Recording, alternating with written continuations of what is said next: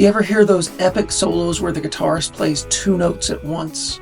Are you intrigued by the sound of these double stops, but don't know how to locate and play them? One of the questions I've been asked the most by clients over the years is how they can put more double stops into their playing.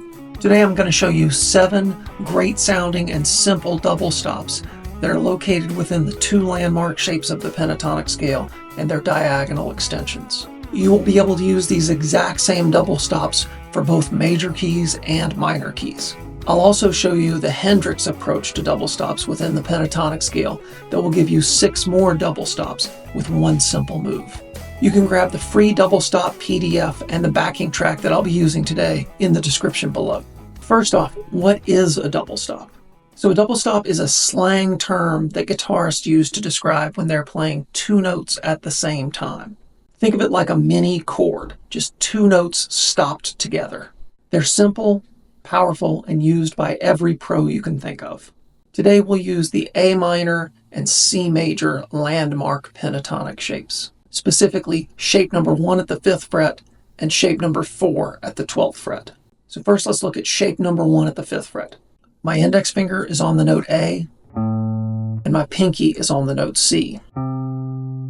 So this scale is both the A minor pentatonic and the C major pentatonic scale.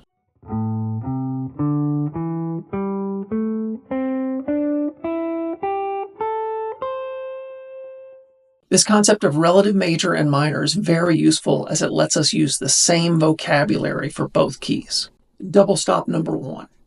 You hear this double stop in countless solos. Here, when I play the 5th fret of the G string, I'm going to use my index finger as a bar and also play the 5th fret of the B string. So if I play a simple phrase like this, I can add that double stop in and it becomes this. So this is optional. You can try that same idea at the 7th fret. This only works in certain modes, but it sounds great over blues or bluesy sounding tracks. Double stop number 2. This is a classic bluesy double stop. Here I bar the 5th fret of the B and high E strings to get this. This is often accompanied by bends on the G string.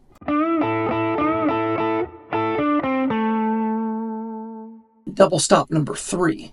There is a really useful double stop bend located within shape number 1 of the pentatonic.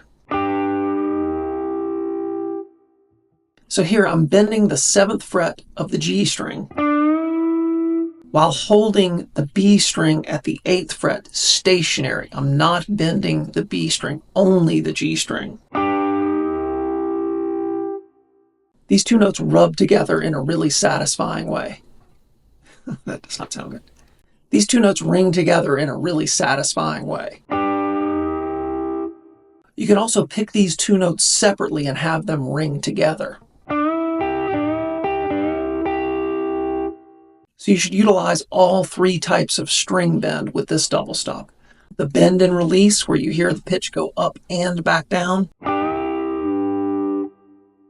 The bend and mute, where you hear the pitch go up and then I mute so you don't hear the pitch come back down. And the pre-bend and release, where I bend the note before I ever pick it so you only hear the pitch come down, not go up. So this one is simple in concept, but it's not easy to bend one string while keeping the other one stationary. So be patient with yourself. With a little bit of practice, you'll definitely be able to get this one into your vocabulary. Double stop number 4. So now if we diagonally extend shape number 1, we get a double stop that every guitar player should know. To diagonally extend shape number 1, I move back 2 frets from the lowest note and start to play the diagonal extensions.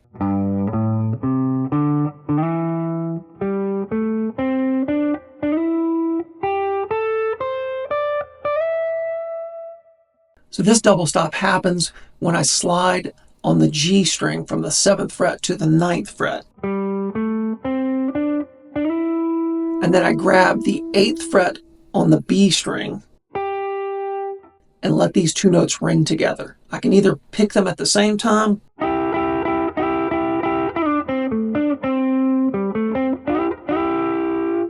or I can pick them separately and let them ring together to create the double stop. So here's what those shape number 1 double stops sound like in action.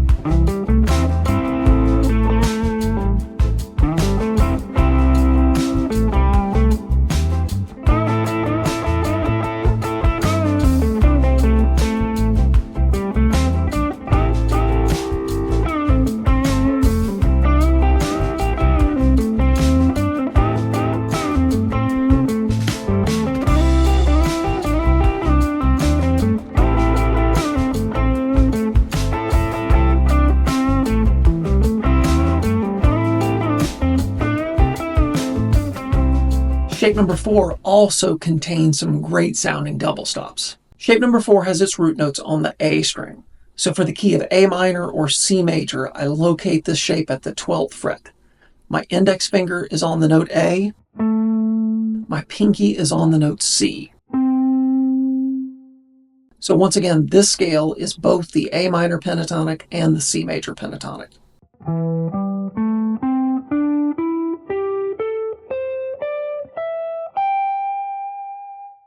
Double stop number 5.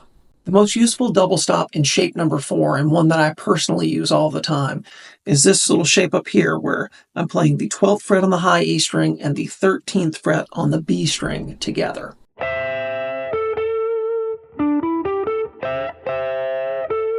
I often give it a slight bend to give it a little bluesy inflection. Double stop number 6.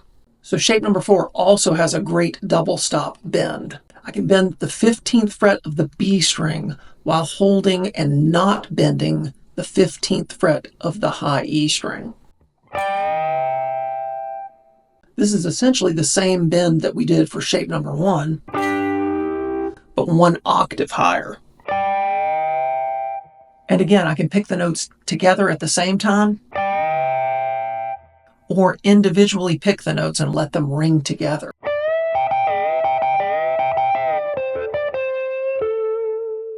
For this bend, both my ring finger and my pinky are on the 15th fret. Double stop number 7.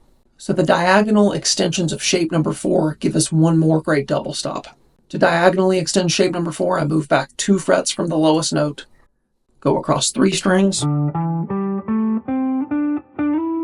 then slide up, go to the next pair of strings, and I slide up on the B string, and then finish out on the high E string.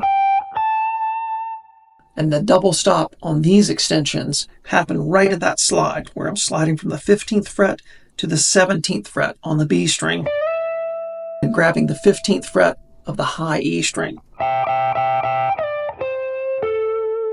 And again, I can play those 2 notes together,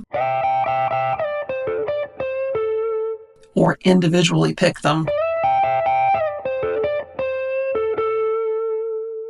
So here's what all of those double stops sound like in action. The backing track that I'm using today is mainly 2 chords going back and forth, C major and A minor. And you can hear how the same double stops sound great over both of these chords.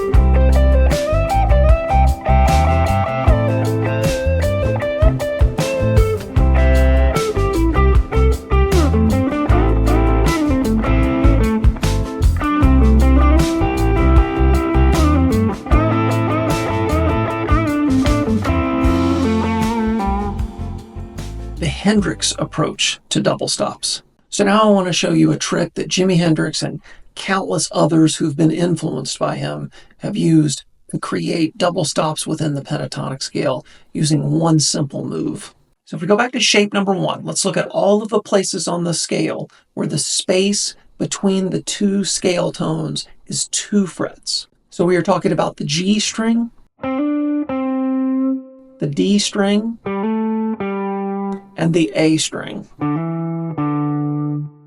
So if I play one of these strings, let's say the G string, I can play the next higher adjacent string, in this case the B string, at the same time. But I'm going to hold the note on the B string while moving the note on the G string. So I'm going to bar with my index finger at the 5th fret, and I'm playing the 5th fret to the 7th fret on the G string, but the B string is staying at the 5th fret. So I get this sound. So again, the note on the G string is moving, but the note on the B string, the higher string, is staying the same. And I can essentially do that move on the pentatonic scale anywhere where the two scale tones are 2 notes apart. So I get it here where the G string note moves and the B string note stays stationary. I get it here where the D string note moves and the G string stays stationary. And I get it here where the A string note moves and the D string note stays stationary.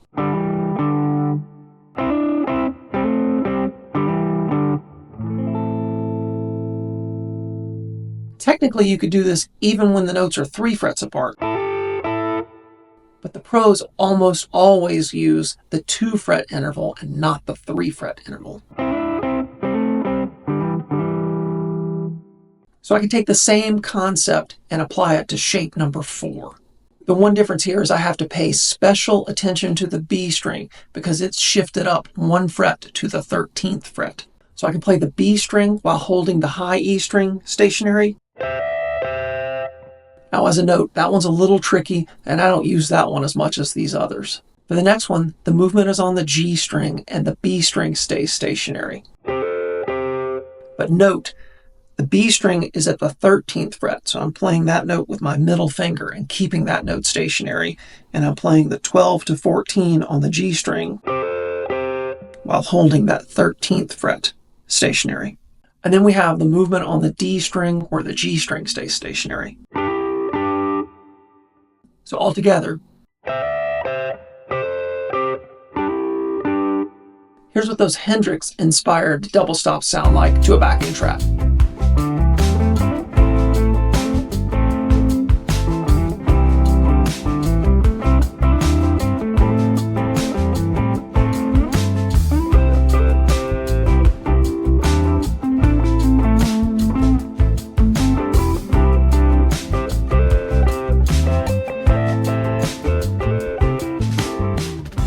Now here's what all those double stops sound like to a backing track.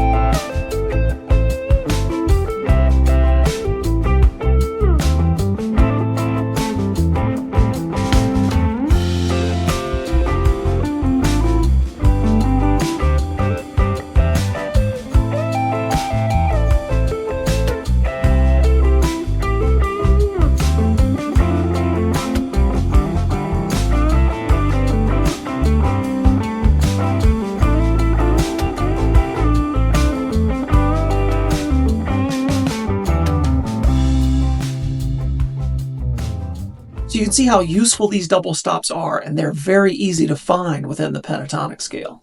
They can make your solo sound bigger and more interesting. I encourage you to learn each of these and to put them to use with backing tracks. You will instantly start hearing vocabulary that you've heard on your favorite records. But that is only one way to view double stops. The other way is through the lens of the caged system. So check out this video to learn how to practically use the cage system to find countless double stops and chordal ideas.